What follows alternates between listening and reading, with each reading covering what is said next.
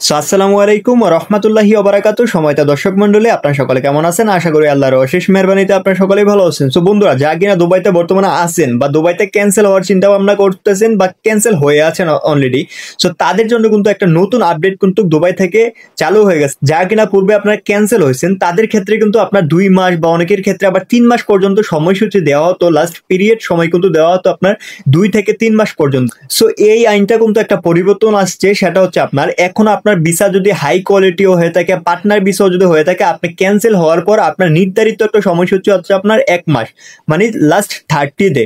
30 day এর ভিতরে যদি আপনি নতুন করে ভিসা লাগান তাহলে আপনি বৈধভাবে দুবাইতে থাকতে পারবেন, আর যদি আপনি না লাগাতে পারেন তাহলে কিন্তু আপনাকে ডিপোর্ট করতে পারে। আমরা সবাই জানি যে আপনি আজকে থেকে যদি আপনার ভিসার যে ক্যান্সেল ভিসা এটা যদি আপনার এক্সপায়ার হয়ে যায় তাহলে কালকে থেকে কিন্তু আপনার ফাইন চলমান থাকবে, মানে প্রত্যেক দিন কিন্তু 50 টাকা কাউন্ট হবে আর 50 টাকা কিন্তু আপনার ফাইনে জমা হবে। এখন একটা সিস্টেম হচ্ছে আপনার ফাইন কিন্তু আগের মতো আর রিডিউস করা যাচ্ছে না। আগে অনেকেই কিন্তু দুবাই থেকে, যাদের ভিসা কিনা দুবাই থেকে আপনার, তারা কিন্তু ফাইন রিডিউস করতে পারতো। তারা যদি ফাইন 50,000 দেরহামও থাকতো তাহলে কিন্তু এটা রিডিউস করে 2,000 দেরহামে আনা যেত।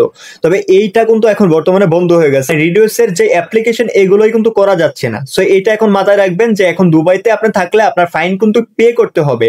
সো আপনি দেশে গেলেও পে করতে হবে। একমাত্র পে না করার একটা উপায় আছে, আপনি যদি আউট পাস নিয়ে দেশে যান তাহলে আপনাকে কোনো পে মে কিছু করতে হবে না। সো এখন বর্তমান সময়ে যারা কিনা আপনার তাদের ফাইন পে করার পর তারপর ভিসা রিনিউ করার চেষ্টা করতেছে বা নতুন জায়গায় ভিসা লাগানোর চেষ্টা করতেছে, তাদের ক্ষেত্রেও কিন্তু সমস্যা হচ্ছে।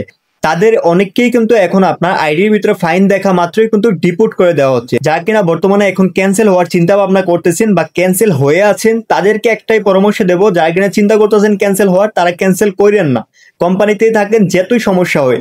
আর যারা কিনা বর্তমানে ক্যান্সেল অবস্থা আছেন, 1 মাস লাস্ট পিরিয়ড সময় চলতেছে, তারা দ্রুত ফ্রিজন কোম্পানির আওতাভুক্ত আপনার একটা ভিসা লাগা। যে কোনো অবস্থায় আপনার এখন অবৈধ হওয়া যাবে না। একদিন আগে হইলেও আপনি ফ্রিজনের কোম্পানিতে ইন্টারভিউ দিয়ে তারপর দিয়ে আপনার ভিসাটা বৈধ করান। এটা হচ্ছে আপনার মূল বিষয়। সো আজকের ভিডিও এই পর্যন্ত, আশা করি আপনারা ভালো করে বুঝতে পারছেন।